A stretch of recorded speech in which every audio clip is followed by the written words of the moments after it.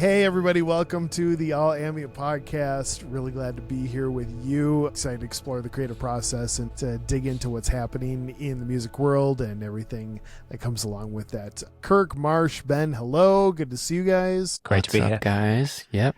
So a little peek behind the curtain. We do batch film some episodes of the All Ambient Podcast. So this is the second of the two that we are filming today. And I think we just hit that hour where, at least for me, the train doesn't quite come off the rails, but it is, things are just a little looser, a little slap happy is probably not the right word, but we're in a good space. We're just rolling. We're just rolling. Just rolling. Let's go. This is where Ben has the succinct advantage at this point, because for Ben operated in Hong Kong on like daytime right now, as opposed to those of us who are stateside over here who are operating at like it's getting into like the night time of our bedtime. It's the difference between those who are drinking coffee during the podcast and those who are drinking something besides coffee during the chamomile tea, the podcast. Yes, exactly. Oh, there you go.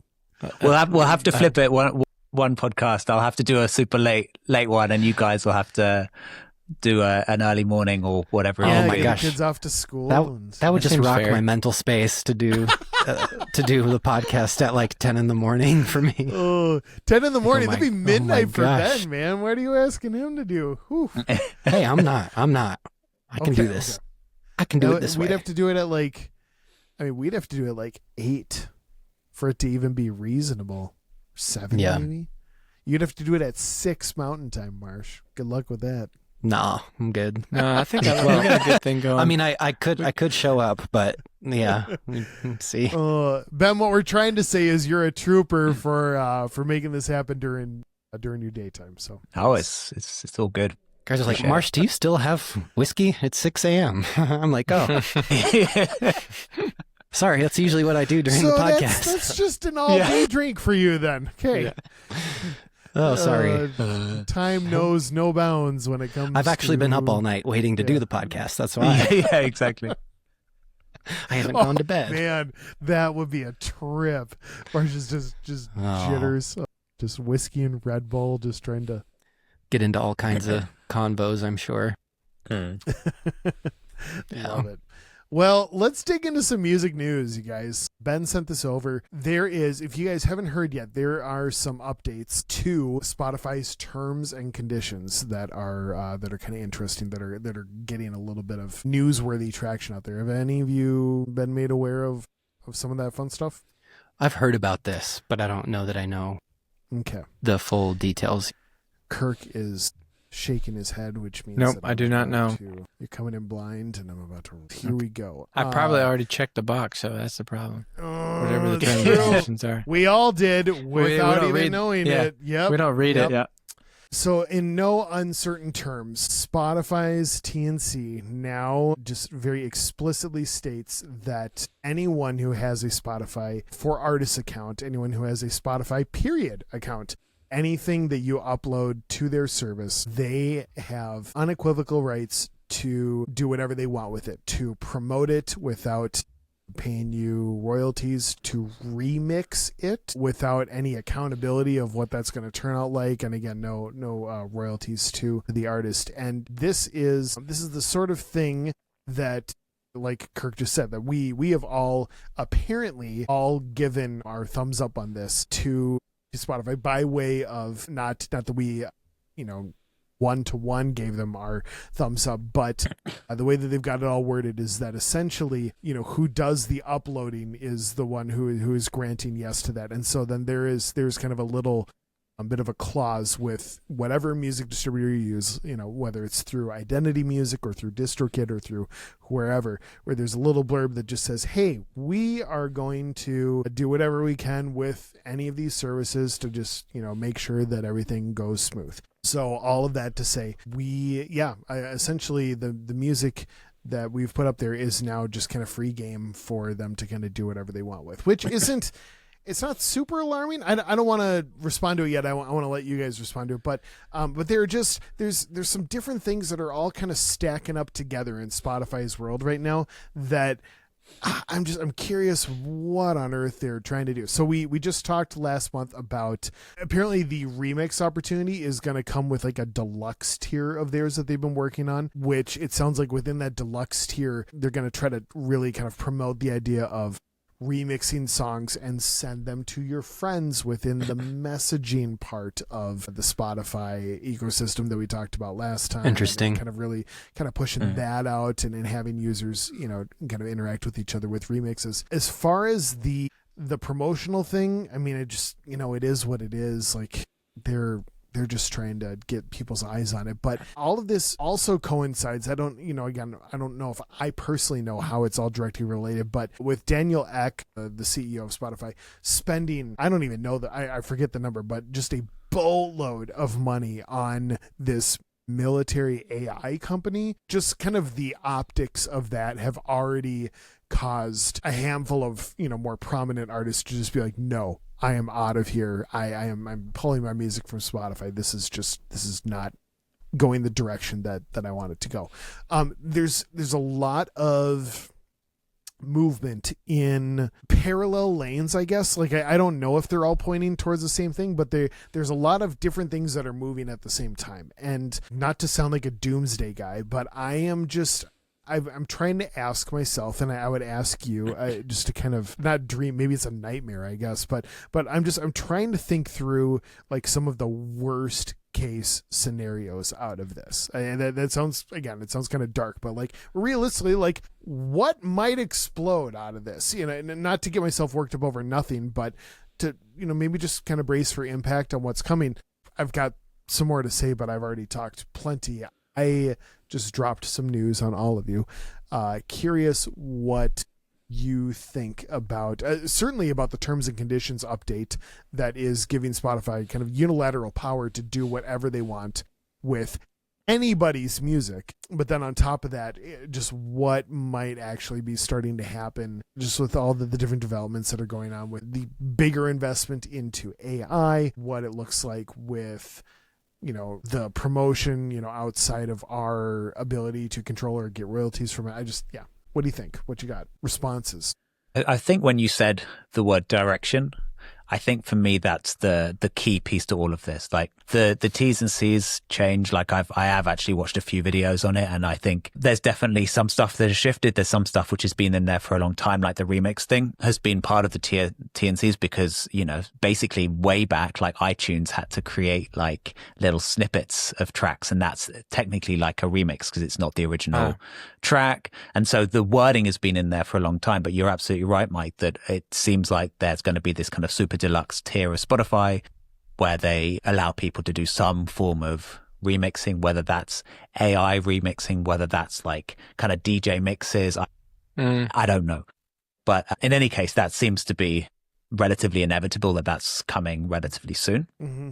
And for me, if we look back, especially over the last 3, 4, 5 years at what Spotify have been doing, it's basically finding ways of reducing their overall payments to artists and increasing their profits. Like that's basically what they're trying to do. And as a company that they kind of have to, right? They have to be profitable. Now they are seemingly profitable. And to do that, they basically, one of the key levers they can pull is reducing their payouts to artists. And so they've done that with the kind of you need to get to 1,000 streams thing. They've done that with adding in podcasts to kind of dilute everything else that's going on. They have all of those clips now, which obviously people will be spending time on the platform doing that rather than listening to music that actually pays out. And I imagine with the remixes thing and the messaging and all of the stuff we've talked about, these are even more things that people can do on the platform that don't involve them paying out royalties. Mm-hmm, mm-hmm. So for me, I feel like that's at the kind of heart of this. They're still giving people a relatively immersive and arguably an even better experience on Spotify. It's almost becoming like a social media platform, almost like a YouTube platform in and of itself. But as a byproduct, as an intentional byproduct of that, they will be paying out less royalties. So yeah, I don't love it. I've said this many times. I don't love the direction that they're taking. It feels kind of just against the people and the artists who made the platform possible. But I see why, from a business perspective, they're doing what they're doing. I think, well, while Ben was talking, I mean, at the end of the day, it sounds like they're trying to give the users a better experience, but the problem is it's at the expense of the artists. And it seems like you could figure out a way, even with stuff like remixes and all that kind of stuff, to put in a royalty rate, and that would, that would be a gesture that would be good. It made me think of like how good stem splitting is now, the AI stem splitting. Like, I think Ableton just got it, Logic's had it for a while. There's Serato, DJ, and all this kind of stuff, and people, I don't know how it interfaces with Spotify, but it seems like you could have something that interfaced with Spotify as your DJ set, because a lot of guys, they just roll up somewhere and they have Spotify and then they just play the music, like thinking guys at weddings or whatever. But it's like, or clubs, it's like you could have some type of system where you're pulling from Spotify and you're doing live remixes and making your sets and like doing these things and then posting it. It's like, that's actually it's kind of awesome. And if there's no royalty rate in that, then that's really, really stupid. Like, that's just, it doesn't make any sense that you wouldn't figure out how to bake in something, Yep. But I do actually, I like the idea of some type of remix interface thing that's built inside Spotify. To me, I think that's actually a great idea, because you have what you had guys who had to go find records and then like get a bass line from this record by basically rolling off the top end of everything else, or finding an acapella or finding an instrumental and doing the thing, and then like I think of a song like Somebody That I Used to Know by Gautier. Like, that's so many samples from like 15 different records for that. Like, really, it's a simple song, but it's so many layers of samples. Like, I have no idea how much money like he has to pay out, or that he didn't make, or that, all these records that, it's all, he had to go clear the samples or whatever. It's like, which is part of it. But imagine if all that stuff was just baked in to music and you could just go in, find samples, cut them up, release a remix, and oh, by the way, everything is automatically being paid out. Yeah. Obviously, a lot of times things go to labels and the labels have to clear use and all that kind of stuff, but people just put stuff out anyways. And then the labels will clear the use and get paid if, it's making money. Not necessarily if they like the song or not. But so I don't know. That opens, I'm sure, lots of cans of worms, but I kind of like, well, dang, man, that would be awesome if it's actually all built in and they could just sample and remix, as long as people are getting paid. But if they're just making more content for users to have fun with other people's material and just have a good experience with like a band lab built into Spotify where artists don't get paid, that's like not okay. Mm-hmm. I think my question or something because this sounded familiar when you mentioned it, Mike, and I remember I had a couple friends post something, just an Instagram story. This is when I was like, okay, this sounds vaguely familiar. And some of the kind of feedback I saw, like in comments and so forth, was more along the lines of, oh, okay, like now all our music is going to get stolen and like Spotify is going to do whatever they want, and people are going to steal my music and release it. And that was sort of the running conversation. And my understanding of it, just at least from what I read, was like that the things with the distributors are kind of in place to like, I guess more or less protect that from happening, where, whether it be Spotify specifically doing something with someone's music, which I don't think would necessarily be the case, but it just kind of seemed like when that piece of news came out, there was all this kind of like, oh my gosh, like doomsday sort of talk with like now people are just going to do whatever they want with their music. Nothing's protected. This is all just going to be a crazy mess. I don't disagree with that, but I kind of feel like, yes, there's potential for things to get like, you know, people are always ripping ideas off, or, you know, who knows what kind of stuff is out there with artists who, you know, upload and don't have any listens and that sort of thing. Yeah, I guess for me, if anyone does have any understanding of like, is there like protection in place when it comes to what the terms actually are saying, you know, can be done versus like, right, I can't go get a Taylor Swift melody and just now because Spotify's terms say it's okay, I can like remix it and put it to my own song, right? Like that's not probably what is happening, but that's kind of what my read was of just all you know, all the internet comments kind of thing. So I don't know, I guess if that makes sense. Like, I'm curious your guys' thoughts on, is it Spotify's terms that protect that? Is it the distributors' terms that protect that? Or like what that kind of looks like there versus what they're actually doing, right? With when they're saying like, this is okay and this is what's not okay. Does that make sense? Yeah. Okay. I think, yeah, Marshall, to your point, I think it is so the Spotify, there's basically 3 terms and conditions in play here, right? Like you were saying, there's the distributors, and then there's the Spotify as a listener that you sign up to, and then there's Spotify for artists. And all of these 3 have different wording.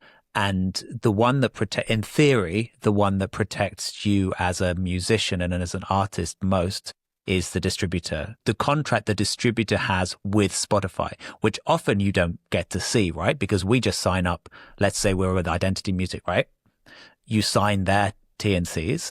I haven't actually looked at what it says specifically on this point, but I've never seen what Identity's deal is with Spotify, because every distributor has their own separate deal with Spotify. And maybe they have a whole wording about remixes. Maybe they don't. Maybe they've signed new ones. We don't know that. Like, we've just signed up to Identity, or what people have signed up to DistroKid. Now, I know the DistroKid one is because I've seen videos by the Top Music Attorney and others. That one is very broad. So that one really is kind of allowing Spotify or whoever wants to basically do whatever they want with your music. But does every distributor do this? I don't know. Interesting. Yeah, I don't know. I'm in the same boat as you guys, and kind of what Kirk was talking about is like this, a lot of this stuff does sound really kind of cool, especially for someone like guys like me who like to consume a lot of music, and also just, you know, for creativity's sake too, right? If there's stuff that you can do within a platform like that. Yeah. That all sounds great. It's just, when does it kind of start going off the rails, or, you know, is it going to start immediately going off the rails where they'll have to kind of like dial anything back? It feels like such a familiar conversation where some of it just feels so kind of like vague and not like, I'm just kind of like, I just don't get what is happening with all of this, like the messaging. And maybe that'll become more common. I mean, it's kind of like any new platform, right? Like I've like never been someone who's used, I don't know, like Snapchat, right? Like I never have used that. So if I were to open up Snapchat, I'd be like, what is this, right? You use it a little bit, you figure it out. It's fine. So I don't know if those things will become more common or more, I guess, easy to understand or use as time goes on. But it just kind of feels like to me, a lot of these decisions that Spotify specifically is making just feel very like not easy to understand, vague. Yes, let's like make these decisions that ultimately result in paying artists less. And they're just going to keep doing that. It's sort of what it feels like. But yeah. Yeah. Well, and we've talked about it before. I think, Ben, you brought it up before, but it's the idea that Spotify, out of the big 3, Spotify is the only company that's really kind of standing on its own 2 legs, right? In the sense that Amazon Music, Apple Music are both successful, but they are also bankrolled by a giant corporation behind them, where there's not an immediate, like, the checks and balances in the sense of if they try something that isn't quite as profitable or whatnot, like it is absorbed into the greater ecosystem in a different way for Amazon or for Apple than for Spotify, where it's like, this is it. This is what we do. It's funny. I'm not, this isn't a who moved my cheese kind of thing where like I'm just resistant to change, but like there is a little bit of a purist in me that's like, I hear you guys talking about innovation, and I love that, and the ability to like spark creativity and things like that. But also, I feel like the more that gets added to a music app, the more we're basically just saying like, the music really isn't enough. Like, it's not enough to keep your attention. The value of it is so much less now that we're going to attach all these extra kind of things to it. And so I don't see Apple and Amazon going down these roads yet. They might follow suit. I don't know. But I like the idea of like, hey, I'm looking for music. I'm going to listen to the music from the artist. And it is an endless catalog, and it's great. I like that. I don't know if it's necessary, but again, I mean, like you said, Benny, I'm sure it has to come back to the profitability for less money to be going out, period. And so at what point do they decide where that's going to come from? Is it going to be from the artist? Yeah. I think the thing that it's not a comfort, but it is it's a good reminder, I think, that we are four of many, many artists who receive royalty payouts from Spotify. And some receive less than us, and some receive more than us. And this is like with a decision like this, it will absolutely affect everybody. Like I know that we will feel it in this, but like it will be, these are not small things, right? This is this could turn into a seismic shift that really generates some backlash from the greater artist pool at large. And at that point, I mean, I don't know. I know we had alluded to a while ago kind of the idea of if there was ever going to be a music platform that was just AI music or just generate, kind of that sort of thing versus, actual humans make music, human made music. Mm-hmm. Is this the first little taste of us seeing that Spotify is more interested in just kind of creating a music-like product and isn't necessarily going to be the engine that like people who are wanting to listen to the music from the artists that they appreciate, that they follow and all that? Maybe Spotify is kind of decentralizing themselves from that role, or maybe they're trying to have their cake and eat it too. Maybe they are trying to do it all, and it might fail, or it might set a new precedent. I don't know. When I think of Spotify as a kind of app, as a platform, and you compare it to, say, Amazon and Apple and Deezer, it's quite clear that Spotify is an anomaly in terms of just even now, everything that they offer within that kind of experience, with all the clips, with the podcast, with, not just the podcast, but like just the kind of much more immersive experience. And then if you kind of think of like movie, TV apps like Netflix and Disney Plus and Hulu, whatever, like all of those essentially also just really provide, by and large, the function that they were meant for, which is that you can go and stream films / you can go and stream music. Yeah. And Spotify is becoming almost a little bit more like YouTube in terms of being an anomaly, where YouTube is an anomaly versus so many other things. It's kind of like this social media platform, but with video as a focus. And I wonder whether Spotify is ultimately kind of positioning themselves more as a YouTube in terms of trying to be like social media immersive platform with music as a focus, as a draw in, but then that's kind of, and then you're in the ecosystem and then you do kind of everything within that. And some of their kind of royalty payout stuff is almost analogous to what YouTube have with like their partner program, where you need to have a certain level of views or followers in order to be kind of eligible for monetization. Well, that's kind of what Spotify are doing now with their 1,000 stream thing, which, you know, who knows, maybe they increase that. I don't know. It's not a fully formed thought, but I do think it's interesting to see how Spotify are kind of really separating themselves out versus the other music streaming platforms at this point.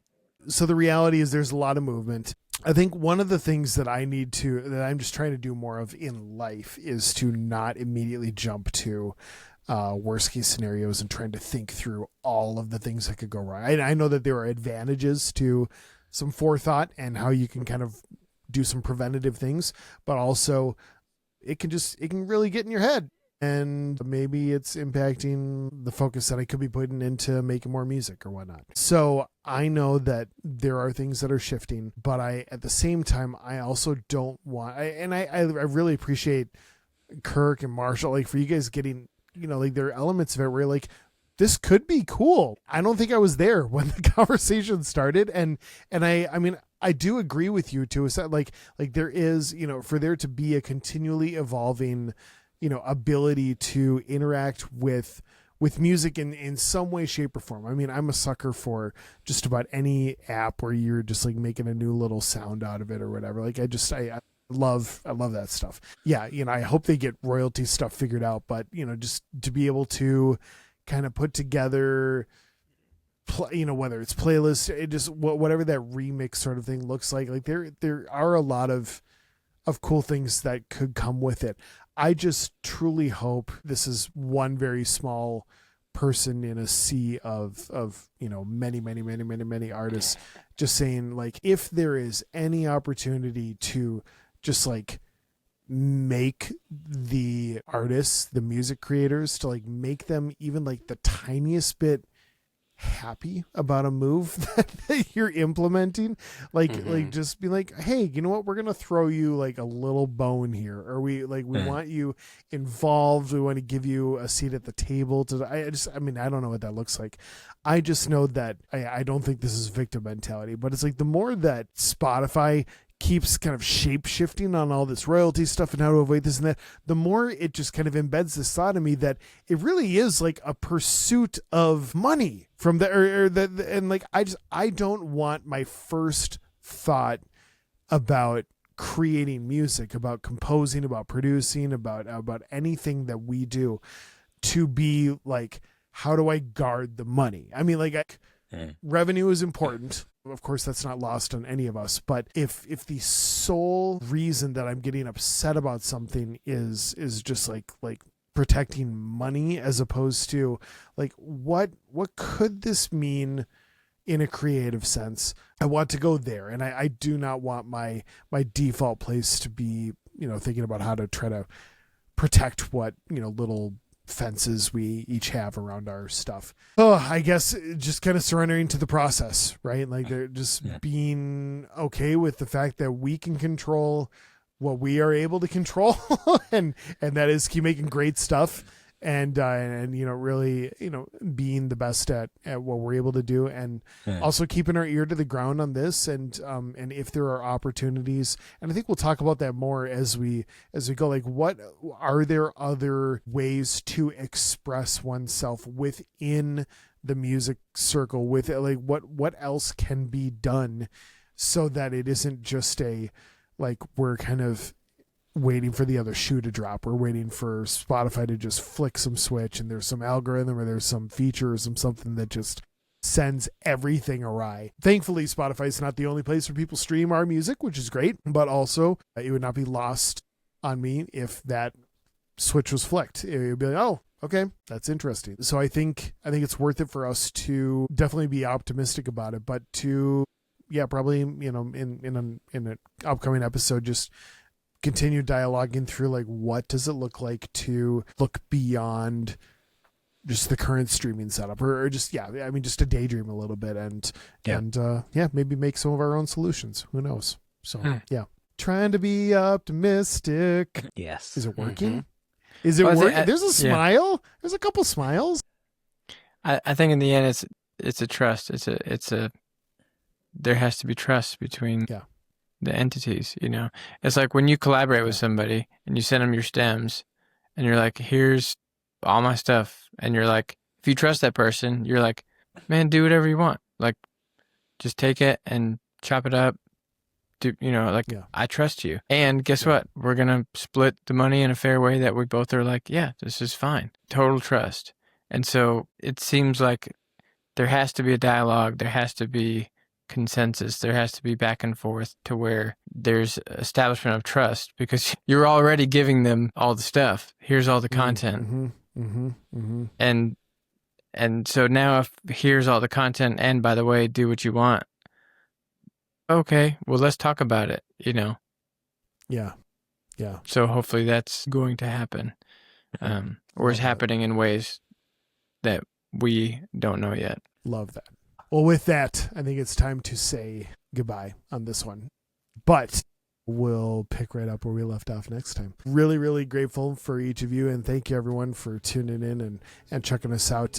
Please come over to our All Ambient Discord community, be a part of the conversation there on this specific episode, even some feedbacks, questions, answers, that sort of thing.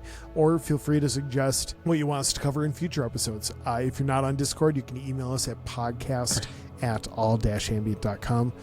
Really, really glad, as always, to hang with you guys, to talk through what we talk through and to encourage each other, to hold each other accountable, to just make us all better, for sure. So, Ben, Kirk, Marsh, thank you guys. Glad we're here. Yep. Yeah. Thanks guys. Thanks again for joining us on the All Ambient podcast. This is about as shameless of a plug as it gets, but it really does help for those of you who are watching to give us a rating if you're on any podcast platform like Apple or Spotify or anything like that. On YouTube, we would love a follow, a subscribe, a like, all that fun stuff. And please leave a comment, a review, whatever is applicable to the right place that you're finding this. It really does go a long way. You don't have to make anything up by any means, but if there's some value in this podcast for you, we'd love to hear about it. We, as the All Ambient family, would love to meet you. I know it does my heart good, as well as everybody else who's involved at All Ambient. So please do so. Come back and join us next week. We got another great episode coming your way. And until then, here's hoping that this music and the hearts behind it make your day and your life that much better. Thanks.